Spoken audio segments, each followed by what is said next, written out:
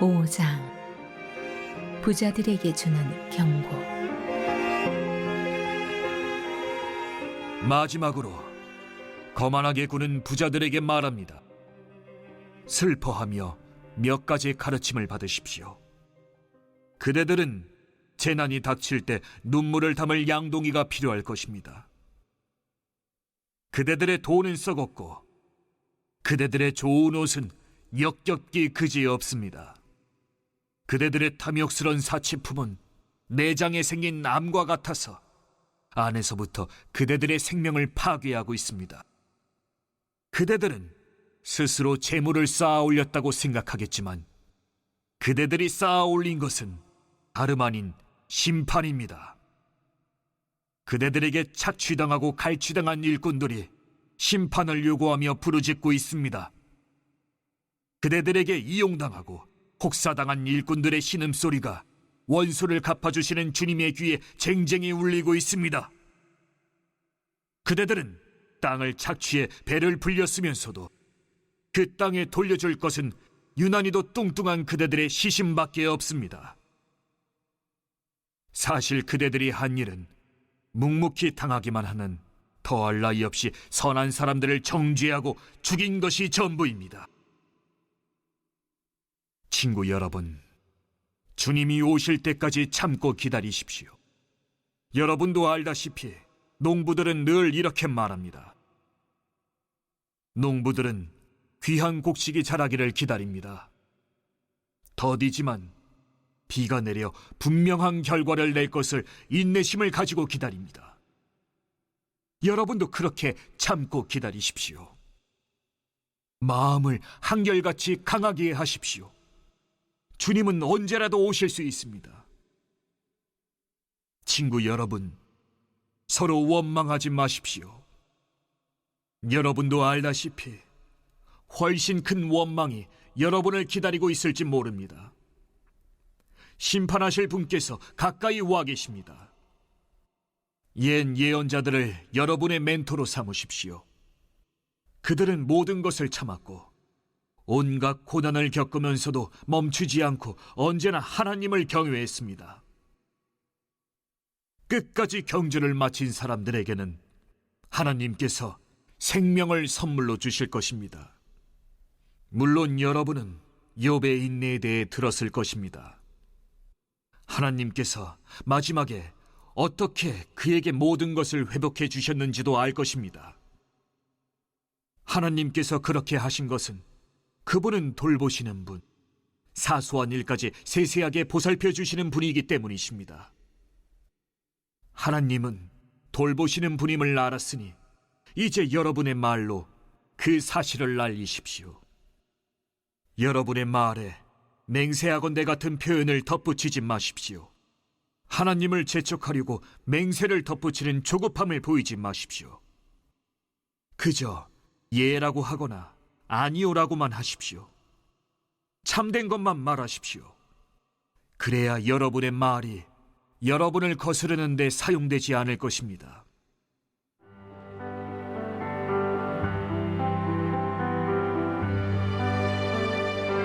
하나님이 헤아리시는 기도. 고통을 겪고 있습니까? 기도하십시오. 기분이 몹시 좋습니까? 찬양하십시오. 아픈 데가 있습니까? 교회의 지도자들을 불러 주님의 이름으로 함께 기도하고 기름을 발라달라고 하십시오. 믿음으로 드리는 기도는 여러분을 낫게 해줄 것입니다. 예수께서 여러분을 일으켜 주실 것입니다. 또한 죄를 지은 것이 있으면 용서받을 것입니다. 안팎이 모두 치유될 것입니다. 여러분 모두가 함께 실천할 것이 있습니다. 서로 죄를 고백하고 서로를 위해 기도하십시오. 그러면 여러분의 병이 낫고 온전해져서 더불어 살 수 있을 것입니다. 하나님과 바른 관계를 맺고 사는 사람의 기도는 하나님께서 헤아리실 만큼 강력한 힘을 발휘합니다. 예컨대 엘리야는 우리와 똑같은 사람이었으나 비가 오지 않게 해달라고 간절히 기도하자 비가 내리지 않았습니다. 3년 6개월 동안 한 방울도 내리지 않았습니다. 그 후에 비를 내려달라고 기도하자 비가 내렸습니다. 소나기가 내려 모든 것이 다시 자라기 시작했습니다. 사랑하는 친구 여러분, 하나님의 진리에서 떠난 사람들을 알고 있거든 그들을 포기하지 마십시오. 그들을 찾아가십시오. 그들을 돌아서게 하십시오. 이는 귀한 생명들을 파멸에서 건져내는 일이며 하나님을 등지는 일이 전염병처럼 퍼지는 것을 막는 일입니다. 이는 귀한 생명들을 파멸에서 건져내는 일이며 하나님을 등지는 일이 전염병처럼 퍼지는 것을 막는 일입니다.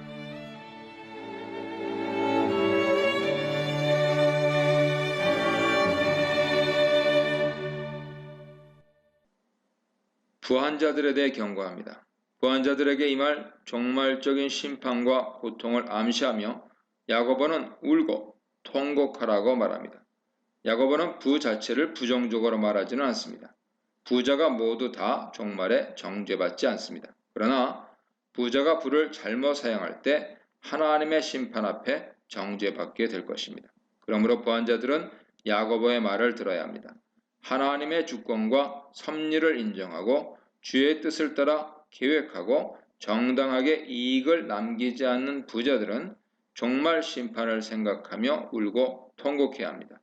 너희에게 임할 고생으로 말미암아 울고 통곡하라는 말은 종말 심판의 비참함과 고통을 잘 보여줌과 동시에 회개를 촉구하는 메시지입니다.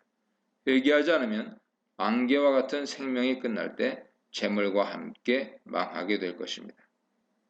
2절 3절입니다.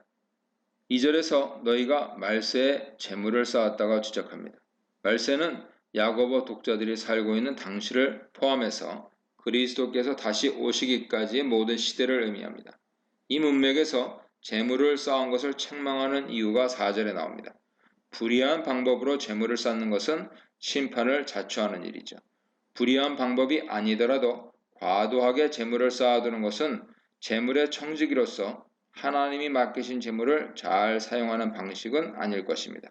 야고보는 재물의 덧없음을 썩은 재물, 좀 먹은 옷, 녹슨 금과 은으로 표현합니다. 금과 은이 녹이 슬었다는 것은 재물이 오래가지 못하며 영원히 의지할 대상이 못됨을 나타내죠. 쌓아놓은 재물은 부자를 고발하는 증거가 됩니다. 야고보는 금과 은의 녹이 부자를 대항하는 증거가 되며 불같이 그들의 살을 먹으리라 경고합니다. 이는 종말 심판을 묘사하는 것이죠. 쌓아둔 재물, 녹슨 재물은 부자의 착취와 인색함을 고발하는 증거입니다. 4절입니다. 구체적으로 밭에서 일하는 품꾼에게 정당한 임금을 지불하지 않는 지주를 고발하고 있습니다. 추수는 즐거운 일이죠. 추수에 따른 풍족함과 넉넉함은 사람 마음도 훈훈하게 하고 후하게 주려는 마음을 불러일으킵니다. 그러나 야고보가 언급하는 부자는 풍성한 수확을 위해 수고한 추수꾼들에게 싹스를 주지 않는 인색함을 드러냅니다. 싹스를 주지 않으면서까지 부당하게 재물을 쌓으려는 것이죠. 부자는 그의 행동에 대해 약자인 품꾼들이 항의하거나 반항하지 못하리라고 생각할지 모르지만 야고보는 만군의 주가 이 일에 관여하신다는 것을 극적으로 설명합니다. 품꾼은 말 못하고 있어도 추수한 품꾼에게 주지 않은 싹시 소리 지르며 추수한 자의 우는 소리가 만군의 주의 귀에 들립니다. 하나님은 가난한 자들의 고단한 삶을 긍휼히 여기시며 그들의 우는 소리에 귀를 기울이십니다. 부자들이나 임금을 주는 입장에 선 사람들이 큰 책임을 느끼며 야고보 말씀을 들어야 합니다. 생계를 책임져야 할 가족이 있는 가장에게 품삯은 생명과도 같은 것이죠. 그를 빈손으로 가족에게 돌려보내지 말아야 합니다. 신명기 24장 14절 이하는 공궁하고 비난한 품꾼을 학대하지 말고 품삯을 당일에 주라고 명령합니다.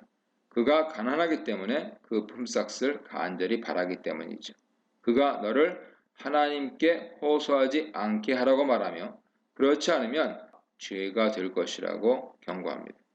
야고보는 이처럼 구약 말씀에 근거해서 추수한 품꾼에게 싹을 주지 않는 부자의 죄, 그의 악함을 고발합니다. 5절입니다. 품삯을 받지 못해 오는 소리가 만군의 주의 귀에 들리는 상황에서 부자는 땅에서 사치하며 방종한 삶을 삽니다. 공공하고 비난한 이웃을 돌아보지 않고 자신을 살찌우기에 급급한 모습을 보입니다. 야고보는 살육의 날을 언급합니다. 살육의 날은 사치와 방종으로 자신을 살찌운 부자의 최후 심판의 날을 생생하게 묘사합니다. 6절입니다. 부자가 심판받을 이유는 의인을 정죄하고 죽였다는 것이죠. 의인은 그리스도를 믿는 성도를 의미할 수도 있고 부자에게 잘못한 것이 없는 가난한 품꾼을 의미할 수도 있습니다. 부자는 재물과 사회 영향력으로 가난한 자를 압제하며 재판으로 끌고 가 정죄하고 정당한 품삯을 지불하지 않으므로 굶주리게 할 수 있습니다. 그러나 약자인 그들은 대항하지 못합니다. 야고보는 이 단락에서 악한 부자에게 경고의 메시지를 주고 있으며 이런 부자에게 억압받는 가난한 성도에게 하나님의 공의로운 심판을 상기시키며 격려 메시지를 주고 있습니다. 이 문단에서는 세상의 지혜, 내일을 장담하는 자, 부를 의지하는 자, 사치하고 방종하는 자에 대해서 묵상해 보시기 바랍니다. 7절 이하입니다. 야고보 결론 부분인데요. 서론 형식과 주제를 이음으로써 총 정리하고 있습니다.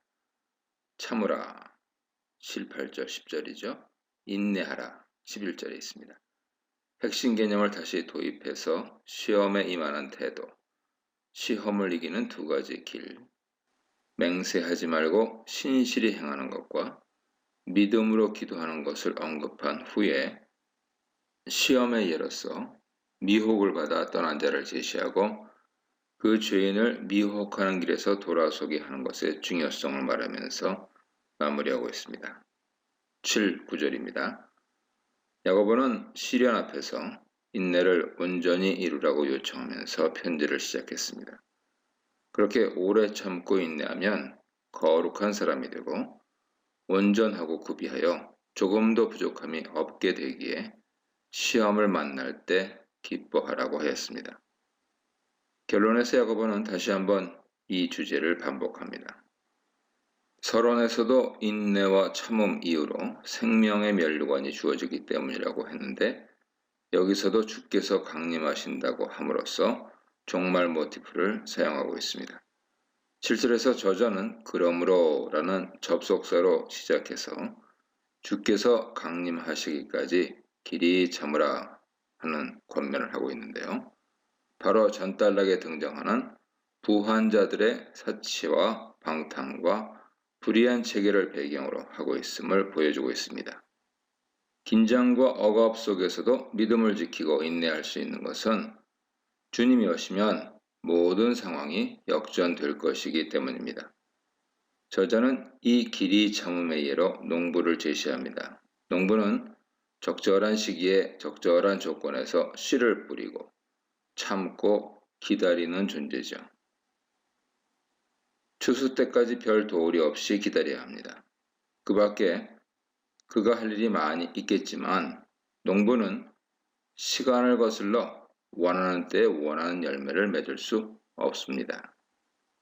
특히 이른 비와 늦은 비는 팔레스틴 농사에서 결정적으로 중요하죠. 이른 비는 8월에 내리는데 이 비는 씨를 파종하기 위해 땅을 준비시키고 일단 씨가 뿌려지면 싹이 트는 과정이 시작되도록 도와줍니다.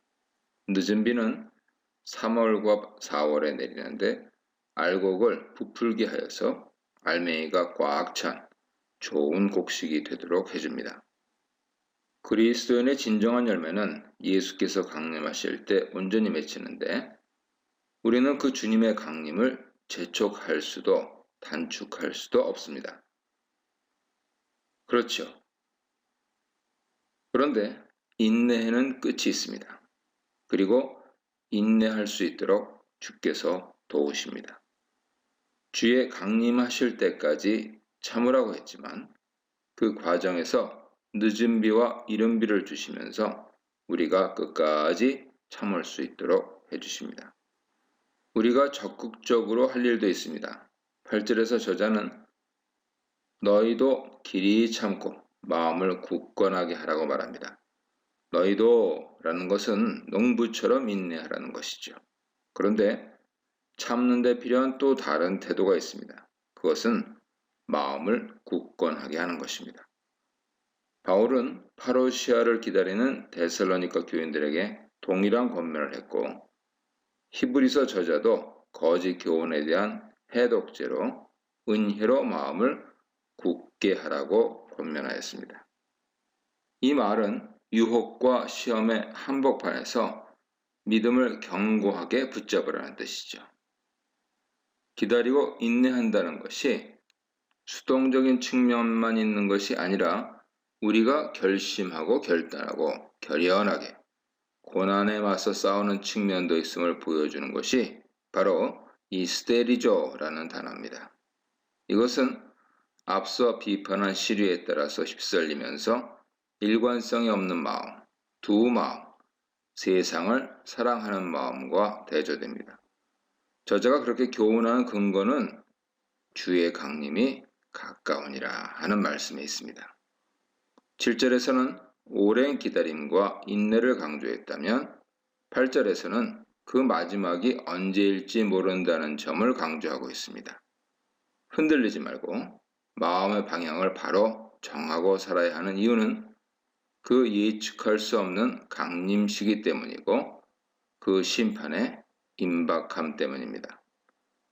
9절에서 그 심판이 임박하기 때문에 우리가 금해야 하는 것이 있다고 말합니다. 그것은 서로 원망하지 않는 것이죠. 시험 속에서 서로를 탓하면서 원망하고 싶은 유혹을 받습니다. 그것은 궁극적으로 하나님께 원망하는 것이 됩니다. 불평과 원망은 인내와는 대조적으로 하나님의 뜻과 때를 기다리지 않고 서둘러 이 고난을 부정적인 것으로 해석하는 태도이고 형제를 향하여 재판장이 되는 태도이기에 금해야 합니다. 그렇지 않으면 자신 역시 심판을 피할 수 없을 것입니다. 비판을 받지 아니하려거든 비판하지 말라는 예수님 명령을 생각나게 하죠. 마태복음 7장 1절 보세요. 저자는 이 경고가 얼마나 실질적이고 또 거부해서는 안 되는 경고인지를 강조하기 위해서 보라, 심판주가 문 밖에 서 계시니라 하는 말을 덧붙이고 있습니다. 앞서 재판관은 오직 한 분이라고 한 것을 볼 때 이 심판주는 성부 하나님을 가리킬 것입니다. 11절입니다. 저자는 성도들에게 요구했던 인내와 참음의 예를 제시하고 있습니다. 10절에서는 주의 이름으로 말한 선지자들을 고난과 오래 참음의 본으로 삼으라 요구하고 11절에서는 욥을 예로 제시합니다. 여기 선지자들을 가리킬 때 주의 이름으로 말한 사람들이라고 언급한 것은 바로 앞절에 나온 시험의 고난 중에 서로 원망하는 사람과 대조하기 위함입니다. 주의 이름으로 말했다는 것은 그들의 고난은 자신들이 저지른 잘못의 결과가 아니라 하나님의 뜻을 신실하게 붙잡은 결과로 당한 고난인 것을 보여주죠. 11절에서 저자는 인내하는 자가 누리는 혜택을 복이라는 말로 요약합니다. 이 역시 의를 위하여 핍박을 받는 자의 복을 말씀하셨던 예수님 말씀을 떠올리게 하죠. 저자가 너희가 주께서 주신 결말을 보았거니와 라고 한 것은 주께서 가져온 결과를 안다는 의미입니다. 이 결말이라는 단어는 종료 시점, 목적 또는 결과를 가리키죠. 주는 예수나 하나님 모두를 가리킬 수 있습니다. 따라서 이것은 욥 이야기의 최종 결과, 즉 하나님이 욥을 회복시킨 것을 안다는 의미도 되고 욥을 고난당하게 하신 하나님의 목적, 즉 시련의 목적을 안다는 의미도 됩니다. 욥 이야기를 통해서 우리가 배울 수 있는 결말은 무엇입니까? 저자는 이렇게 말하죠. 주는 가장 자비하시고 긍휼히 여기시는 이시니라. 욥이 인내 끝에 받은 보상, 즉 그의 가족, 재물의 회복이 바로 앞에서 말한 인내하는 자가 얻는 복이며, 욥을 다루시는 데서 드러난 것은 하나님의 자비와 긍휼이라는 것입니다. 욥과 우리가 끝까지 시험을 이길 수 있는 것은 바로 이 하나님의 자비와 긍휼 때문이죠. 12절입니다. 새로운 문단이 시작되는데요. 12절은 성급하게 장담하여 맹세하지 말고 진실하게 실천하라고 말하고, 이후 13, 18절은 믿음의 기도를 드리라고 말합니다. 이것이 시험을 이기는 두 가지 방법이죠. 서론에서 이미 언급되었던 방법들이죠. 거기서는 흔들리거나 의심하는 마음 없이 지혜를 구하라고 했고, 듣기는 속히 하고 말하기는 더디하며 믿는 것은 반드시 실천으로 옮기라고 권면한 적이 있습니다. 결론 부분에서 그와 같은 시험을 이기는 방법에 대해서 다시 다른 식으로 요약 정리하고 있습니다. 저자는 무엇보다도 맹세하지 말지니 라고 시작합니다. 무엇보다도 라는 것은 섣불리 맹세하는 것이 타인을 원망하는 죄와 비교할 때 더 심각한 죄라는 것을 의미할 수 있지만, 그것보다는 주목을 끌기 위한 표현으로 보입니다. 여기서 맹세는 우리가 자기 말의 진실됨을 보증하기 위해 하나님의 이름을 내세우는 것을 의미합니다. 예수께서도 제자들에게 하늘로도 땅으로도 예루살렘으로도 도무지 맹세하지 말라고 하신 적이 있습니다.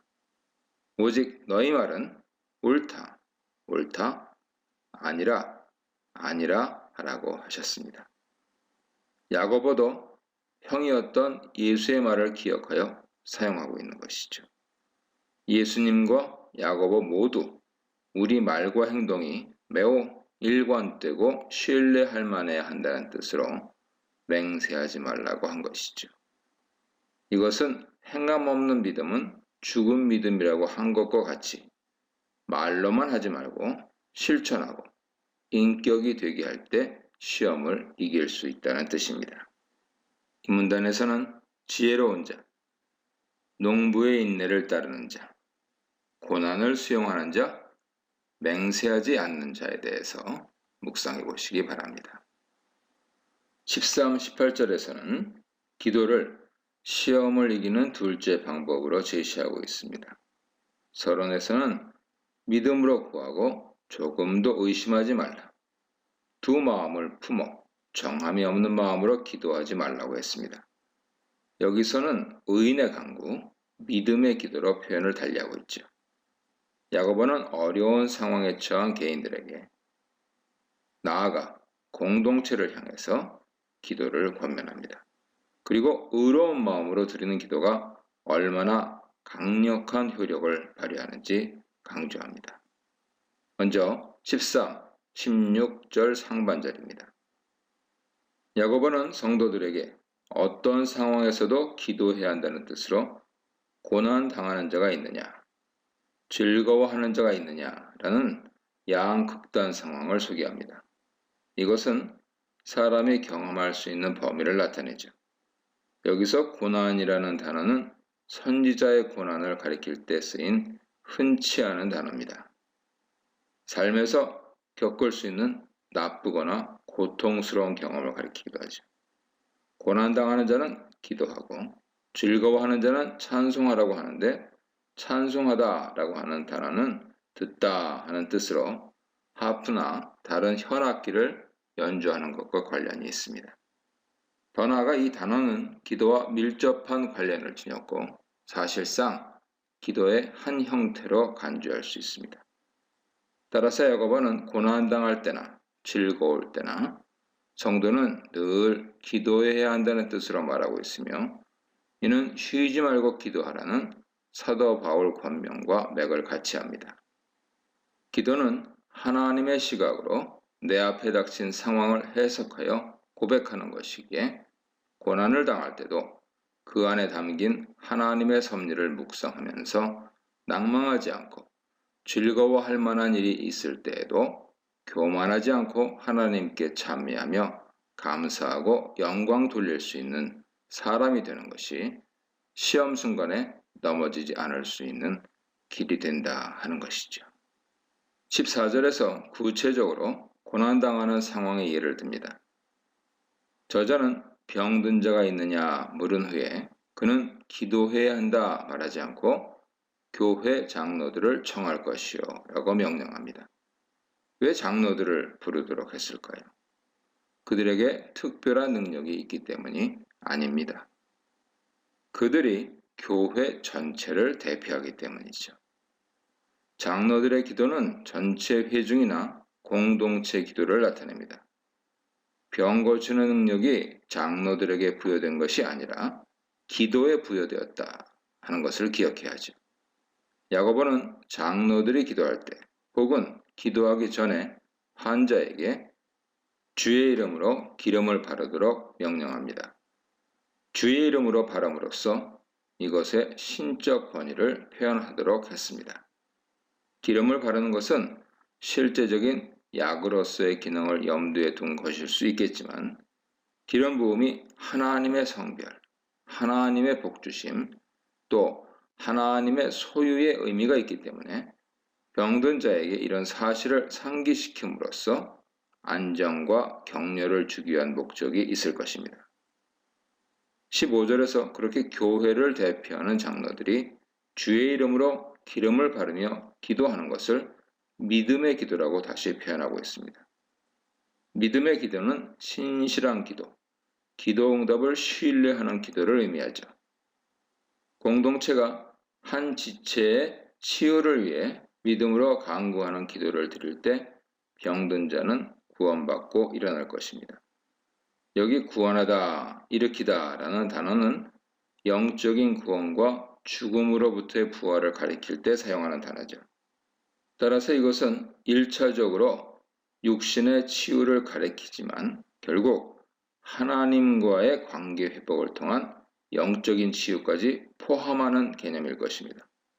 바로 뒤에 이 병과 죄를 연관시키는 것을 통해서 더욱 분명히 드러나죠.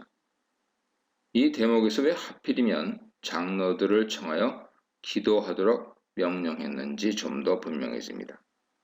장로들은 단순히 이 환자가 낫기만을 위해서 기도하는 것이 아니라 믿음의 기도, 즉 이 병을 통해서 하나님께서 의도하신 바를 깨닫고 그분의 뜻대로 구할 수 있는 영적 분별력이 있는 자들이기 때문에 그들을 청하도록 했을 것입니다. 즉 믿음의 기도는 나의 뜻이 이루어지도록 비는 기도가 아니라 하나님의 뜻이 이루어지도록 비는 기도를 의미하죠. 병이 나아서 침상에서 일어나는 데 그칠 것이 아니라 영적으로 하나님과의 관계까지 회복되도록 구하는 것이 진정한 믿음의 기도인 것입니다. 16절에서 저자는 만약 죄가 병의 원인이라는 자각이 생겼다면 이제 할 일은 죄를 서로 고백하는 것이고 병 낫기를 위하여 서로 기도하는 것이라고 말합니다. 여기서 강조되는 것은 상호 관계죠. 공동체적인 고백과 공동체적인 용서가 강조되고 있습니다. 한 신자가 다른 신자에게 잘못했을 때 피해자에게 고백하고 용서를 빌어야 한다는 것이죠. 16절 하반절로 18절입니다. 이제 야고보는 앞에서 믿음의 기도라고 한 것을 여기서는 의인의 간구라는 말로 바꾸고 있습니다. 즉 의인은 믿음으로 사는 사람을 의미하는 것입니다. 자기의 뜻이 아니라 하나님의 뜻을 구하는 사람이고 자신의 자원을 의지하고 자신의 계획을 따라 사는 사람이 아니라 하나님의 인도를 따라 사는 사람이 의인입니다. 야고보서에서 의인은 하나님의 선물이고 위로부터 내려오는 지혜를 온유함으로 행하여서 이루어지는 열매를 의라고 표현하고 있습니다. 3장 18절 보세요. 믿음의 기도가 병든 자를 구원하고 일으키듯이 의인의 간구는 역사하는 힘이 크다고 하면서 그 의인의 예로 엘리야 선지자를 제시합니다.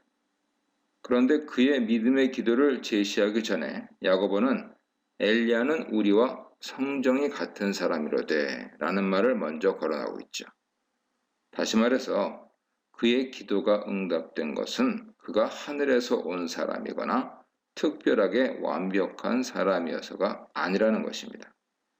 그가 하나님과 바른 관계에 있었기 때문에 그의 기도가 응답되었고, 그런 바른 관계, 언약에 충실한 의의 관계에서 드리는 기도를 믿음의 기도, 의인의 기도라고 부르는 점을 말하고 싶은 것이죠. 17절에서 그가 드린 의인의 간구의 첫 번째는 비가 오지 않기를 간절히 기도한 것입니다.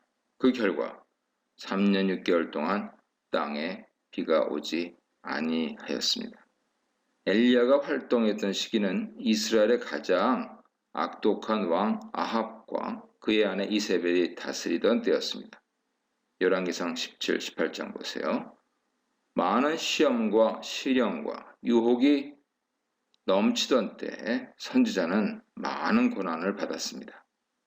하나님은 아합 왕과 이스라엘의 우상 숭배를 처벌하기 위해 엘리야를 통해 가뭄이 있을 것이라고 예고하셨죠.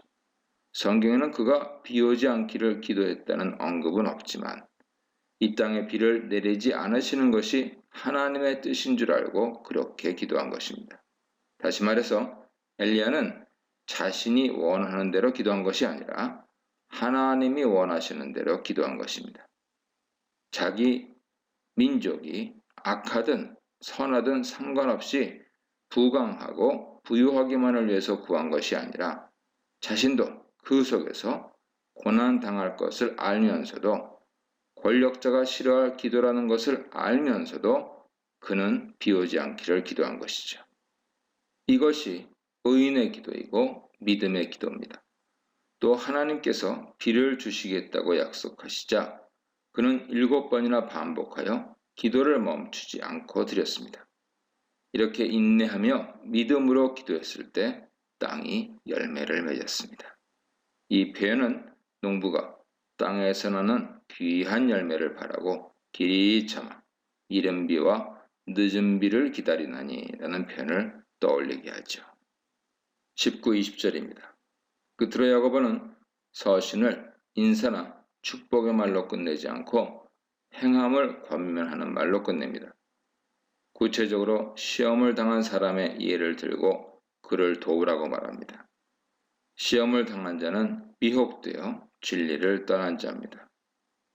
성도들은 형제가 무리를 벗어나 방황하는 것을 보면 돌아서도록 전심으로 노력해야 합니다. 그러한 죄인을 미혹된 길에서 돌아서게 하는 성도는 그로 말미암아 그의 영혼이 사망에서 구원을 받고 허다한 죄를 덮을 것임을 알아야 합니다. 여기서 죄를 덮는다는 것은 용서를 의미하죠. 야고보서 독자들은 지금까지 언급한 말씀들을 행할 뿐 아니라 다른 사람들이 그렇게 행하도록 돕는 일도 해야 한다 말하고 있는 것입니다. 이 문단에서는 시험 앞에서 맡기고 기도하고 돕는 것에 대해 묵상해 보시기 바랍니다.